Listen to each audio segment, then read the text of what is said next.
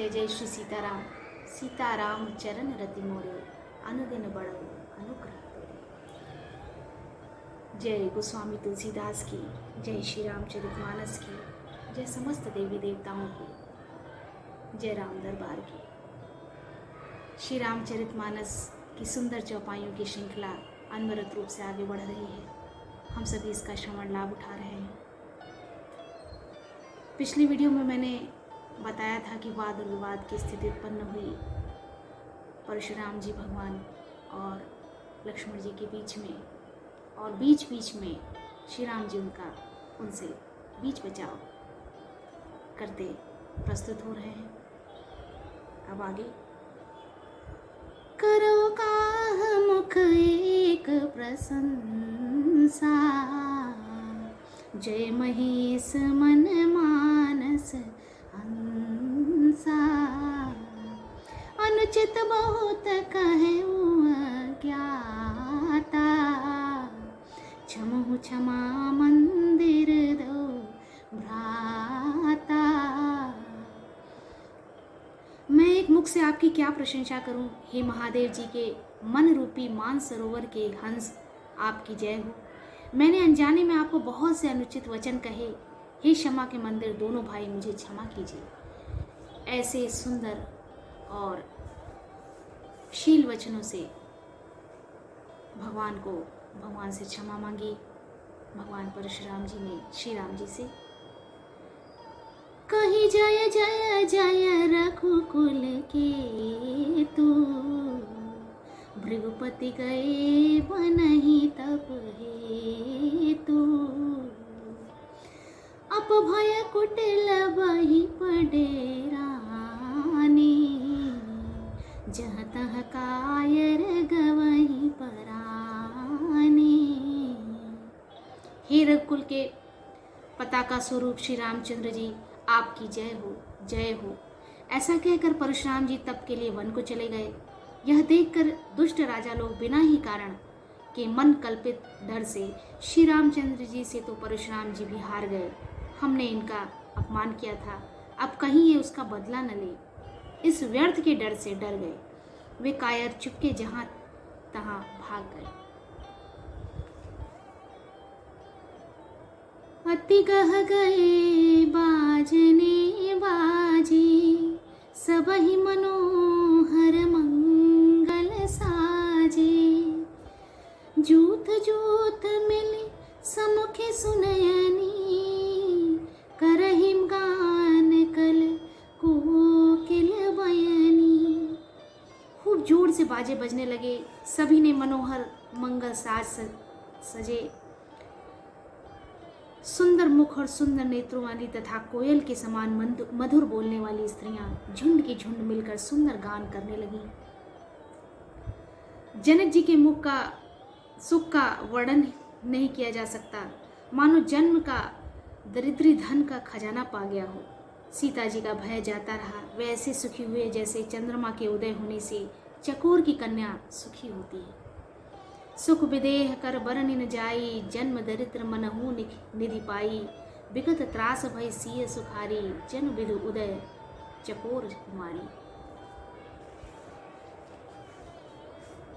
कह मुनि सुनु नर नाथ प्रवीणा, रहा विबाहु चाप आधीना। टूटत ही धनु भयउ विबाहु, सुर नर नाग विदित सब काहू। मुनि ने कहा, हे चतुर नरेश सुनो, यूं तो विवाह धनुष के अधीन था, धनुष के टूटते ही विवाह हो गया। देवता मनुष्य और नाग सभी किसी को यह मालूम नहीं था, परंतु अब मालूम हो गया। तदपि जाए तुम करहु अब जथा वंश व्यवहार।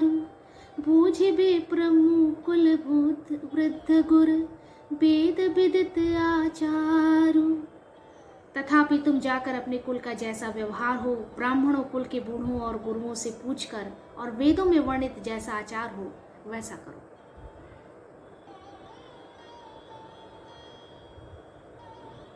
दूत अवधपुर पठबहु जाई, आनहि नृप दशरथ ही बोलाई, मुदित राउ कहि भल ही कृपाला, पठय दूत बोली तेहि काला। जाकर अयोध्या को दूत भेजो जो राजा दशरथ को बुला लावे। राजा ने प्रसन्न होकर कहा, हे कृपालु, बहुत अच्छा, और उसी समय दूतों को बुलाकर भेज दिया। हर्ष चले निज निज गृह आए, पुनीर परिचारक बोली पठाए, रचहु विचित्र बितान बनाई, सिर धरि बचन चले सचु पाई।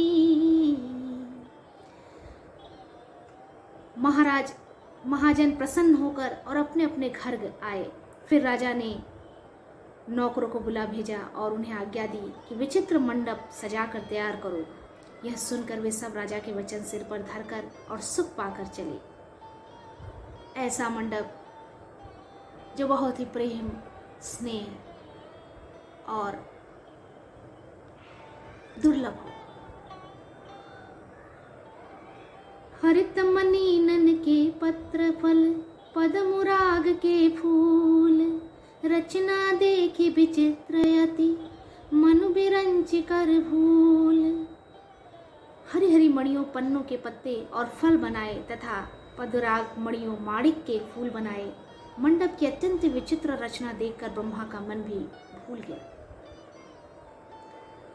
बेनु हरित मनि मन सब कीन्हे, सरल सपरब परही नहीं चीन्हे, कनक कलित अहि बेली बनाई, लखी नहीं परई सपरन सुहाई। बांस सब हरी हरी मणियों पन्ने के सीधे और गांठों से युक्त ऐसे बनाए जो पहचाने नहीं जाते थे कि मणियों के हैं या साधारण।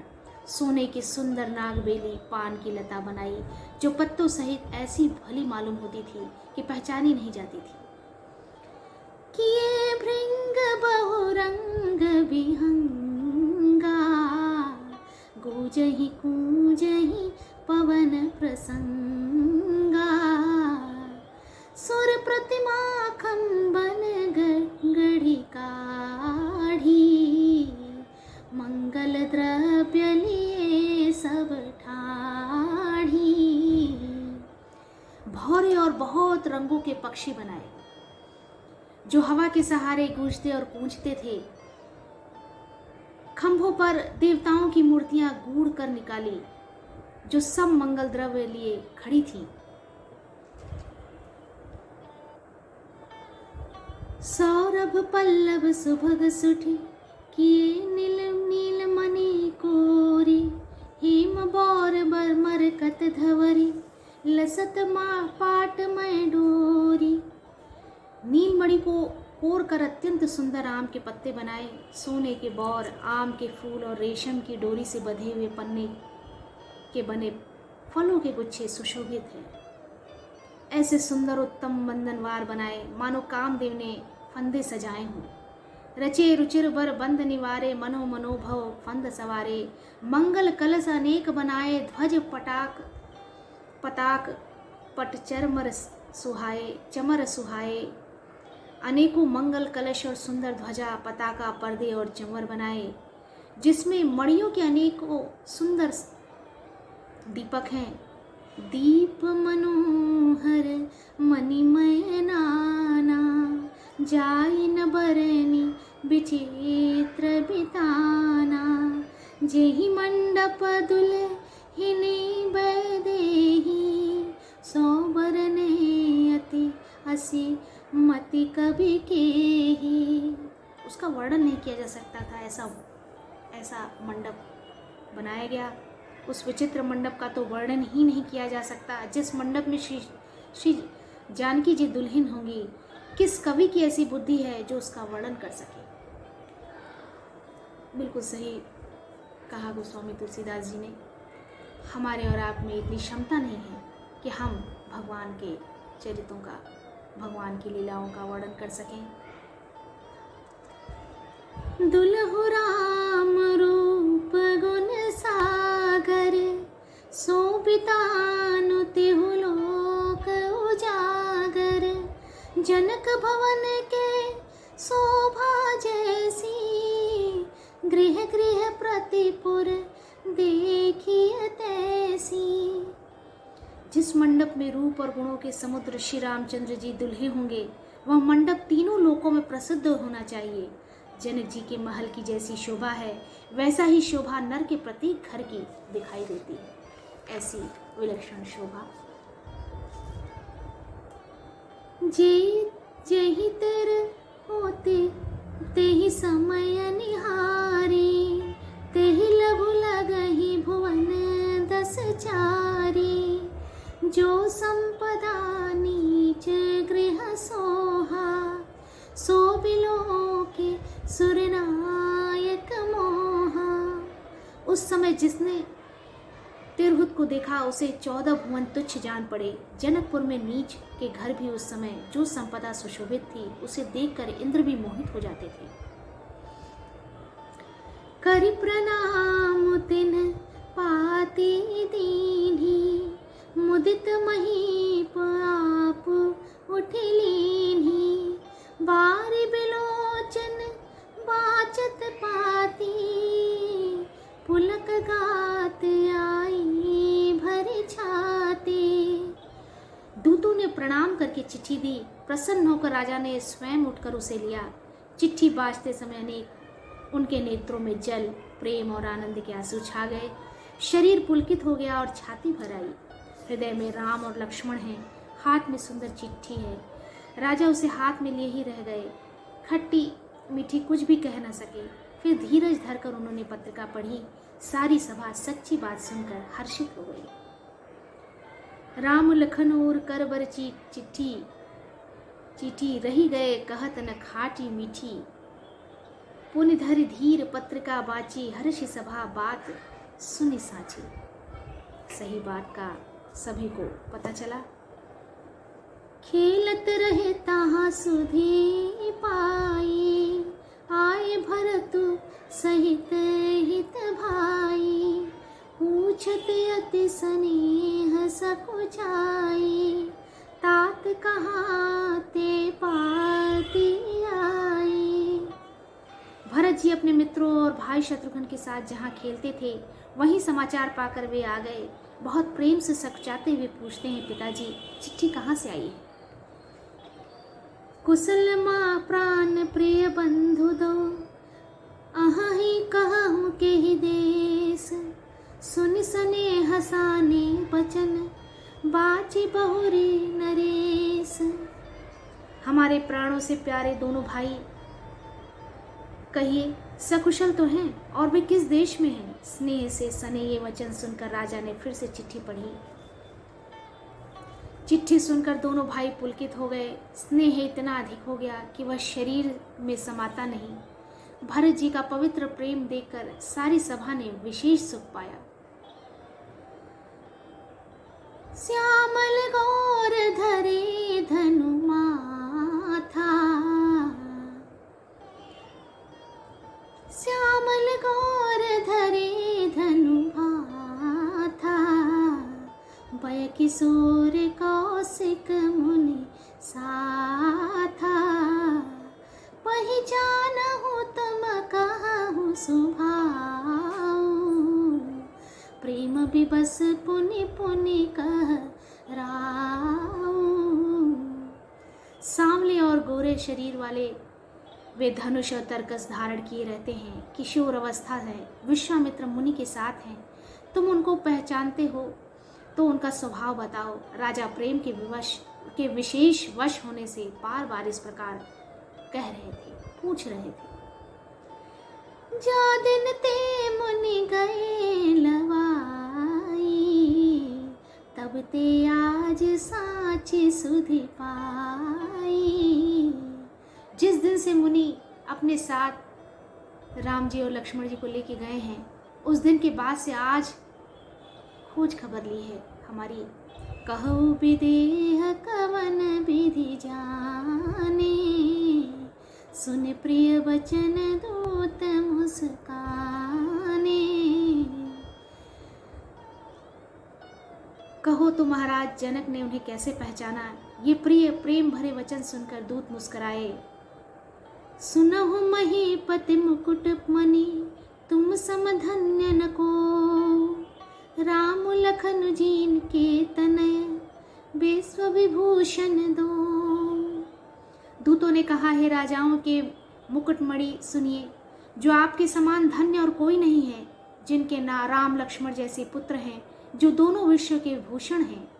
आपके पुत्र पूछने योग्य नहीं हैं।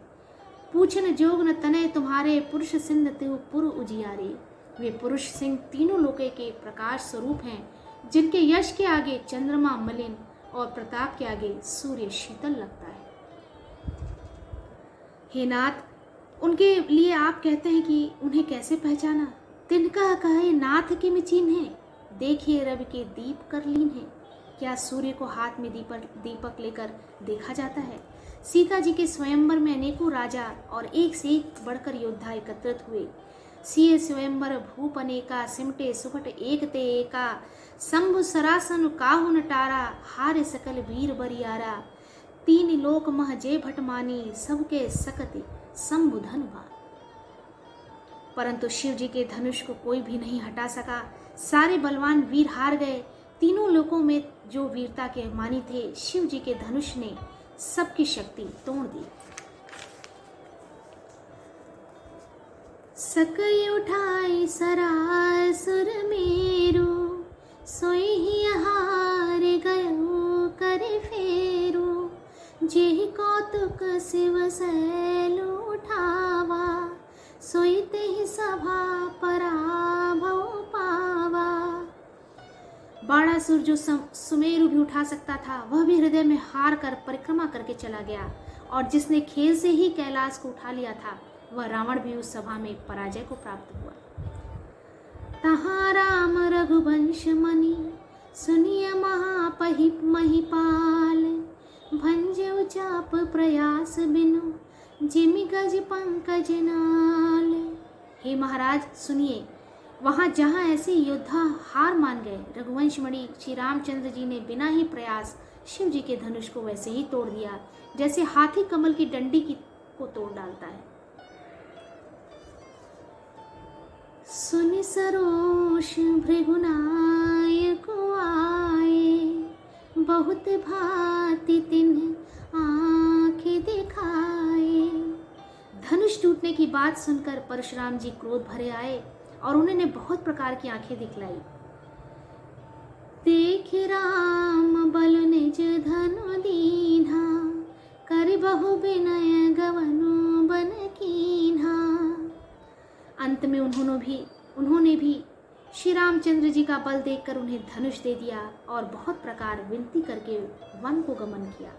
हे राजन, जैसे श्री रामचंद्र जी अतुलनीय बली हैं, वैसे ही तेज निधान फिर लक्ष्मण जी भी हैं, जिनके देखने मात्र से राजा लोग ऐसे कांप उठते हैं जैसे हाथी सिंह के बच्चे के ताकने से कांप उठते हैं। देव देखी तब बालक दो, अब न आँखि तर आवत को। दूत बचन रचना प्रिय लागी, प्रेम प्रताप वीर रस पागी।